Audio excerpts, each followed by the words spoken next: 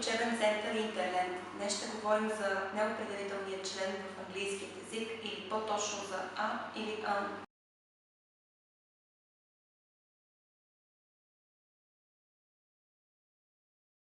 Неопределителният член в английски език няма точен превод на български и затова се превежда като един, една или едно.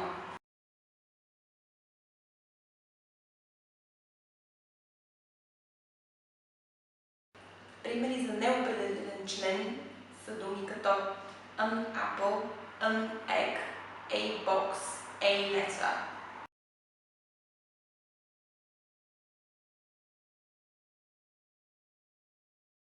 А сега може би се питате кога започваме с A и кога започваме с AN.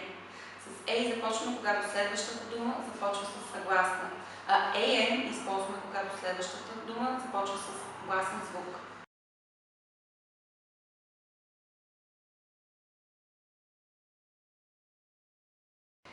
Примери са Julia is an actress, I have an apple.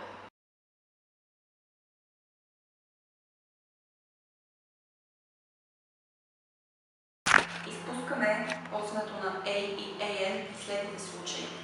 At night, by train, have lunch.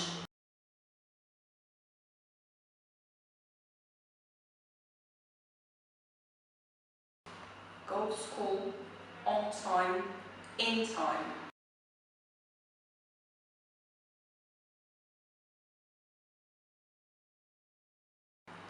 Когато казваме какво работим, винаги трябва да използваме неопределителен член.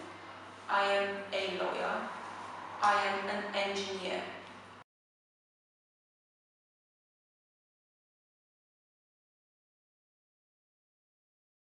Тъй като неопределителният член описва един обект, той не се използва в множествено число.